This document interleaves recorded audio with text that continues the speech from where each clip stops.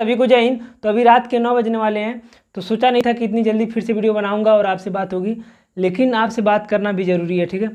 तो बहुत सारे लोगों का प्रश्न भी है, बहुत से लोगों की समस्या भी है, और मुझे भी कुछ कहना आप लोगों से।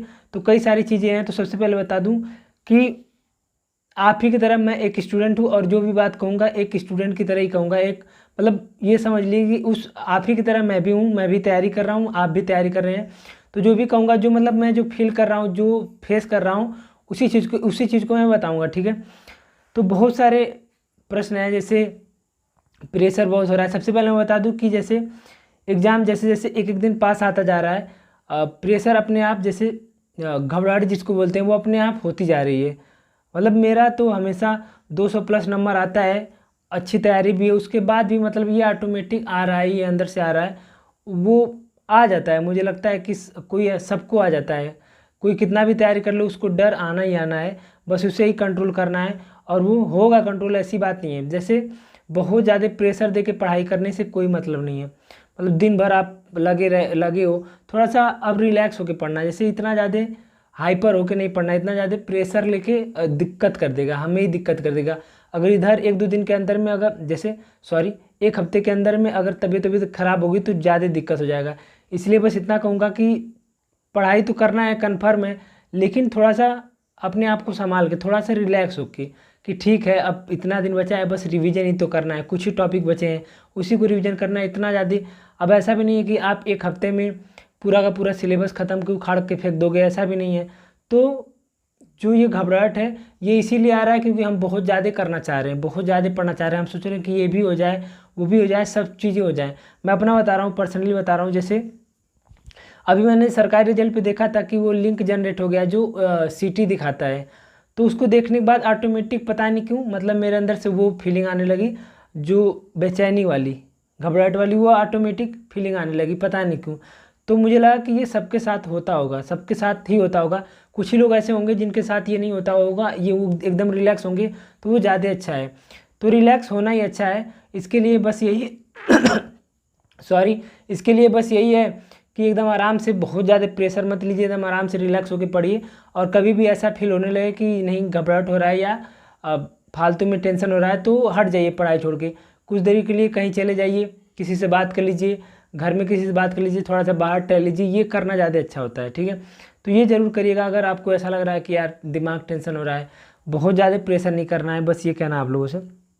और सबको होगा, जितने भी लोग एग्ज़ाम देने जा रहे हैं जो थोड़ा सा सीरियस है, उनको प्रेशर तो ऑटोमेटिक होना है, थोड़ा सा डर घबराहट ये होना ही होना है। मुझे, जब मैं अपने आप को देख रहा हूँ, मैं अपना बता रहा हूँ, जब मुझे हो रहा है तो मुझे लगता है कि 80% लोगों को होता होगा, 20% ऐसे भी होंगे शायद जिनको कोई दिक्कत नहीं होगा, ठीक है, चाहे किसी की तैयारी कितनी भी क्यों ना हो। और उसके बाद तो सबसे पहले आप लोग टेलीग्राम ज्वाइन कर लीजिए, उसका नाम है लर्निंग स्टाइल, डिस्क्रिप्शन में लिंक दे रखा है, तो उसी पे जो सब चीज़ें हैं वो मैं डाल दूंगा। तो बहुत सारी चीज़ें करने को। तो मैं अपना बता रहा हूँ कि मैं जो मॉक टेस्ट है अभी नहीं लगा रहा हूँ, केवल मिनी मॉक टेस्ट लगाता हूँ। मन करता है तो रीजनिंग का लगा लेता हूँ, मन करता है हिंदी में, केवल मिनी लगा रहा हूँ। अभी फुल मैं देना बंद कर दिया हूँ।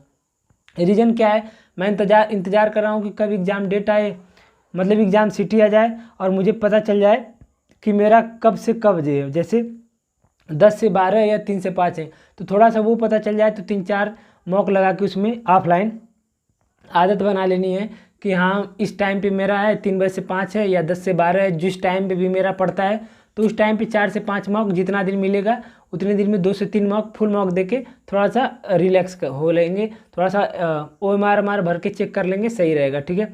इसीलिए अभी नहीं लगा रहा हूँ मॉक टेस्ट, अभी मिनी लगाता हूँ, बाकी चीज़ें अपना रिवीजन पे ध्यान दे रहा हूँ। अगर मैं गलत नहीं हूँ तो एक चीज़ आप लोगों को भी पता होगा कि मतलब सब लोग पढ़ाई कर रहे हैं, लेकिन सबसे ज़्यादा लोग टाइम किसको दे रहे हैं, केवल जीके और हिंदी को टाइम दे रहे हैं। सबसे ज़्यादा जीके को, सबसे ज़्यादा टाइम जीके को दे रहे हैं। मैं तो अपना बता रहा हूँ, बाकी जितने दोस्त वगैरह हैं जिनको जानता हूँ, सभी लोग जीके पे ही टाइम दे रहे हैं। रीजनिंग तो कोई ध्यान दे ही नहीं रहा है, क्योंकि उसके लिए प्रैक्टिस ज़रूरी है, तो सब लोग उसको प्रैक्टिस कर रहे हैं, उसका हो गया। मतलब रीजनिंग को अलग से टाइम देने की बहुत ज़्यादा ज़रूरत नहीं है, थोड़ा बहुत मानसिक अभिरुचि की ज़रूरत है, नहीं तो बहुत ज़्यादा ज़रूरत नहीं है।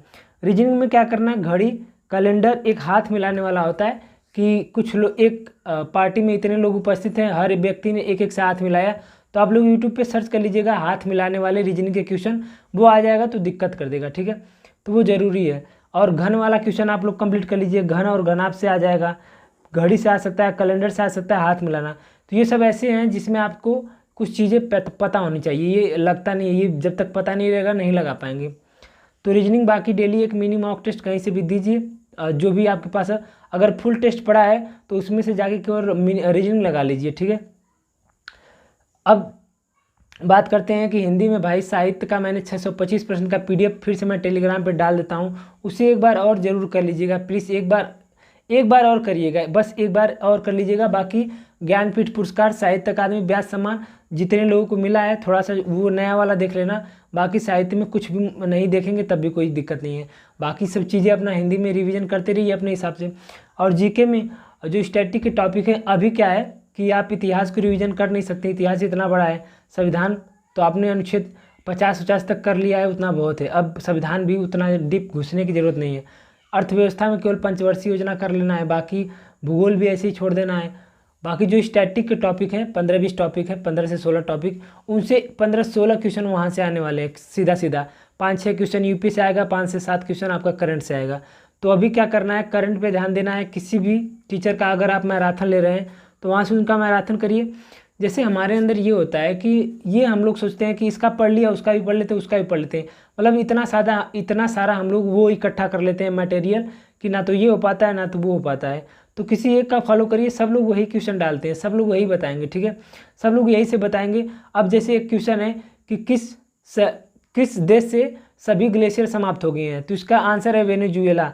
तो इसका मैंने कई जगह देखा, जितने भी यूट्यूब चैनल है बड़े बड़े, सबके PDF में ये वाला प्रश्न था। तो कहने का मतलब ये है कि आप किसी के भी अच्छे से मैराथन फॉलो कर लेते हैं करंट अफेयर के लिए, उसके वीडियो को देख के उसके PDF को 2-3 बार पढ़ लेते हैं, हम अच्छे से कंठस्थ कर लेते हैं तो हो जाएगा। मैं उनका पढ़ा हूँ। एक तो गौरव सर का पहले ही पढ़ा है, जो उन्होंने 18 तारीख को चला था, और एक क्लाइमेक्स सुपर क्लाइमेक्स अकेडमी में 5 घंटे का सर ने क्लास चलाया था, वो मैंने टेलीग्राम पे PDF और क्लास दोनों डाला था, अभी उसको मैं कर रहा हूँ, ठीक है।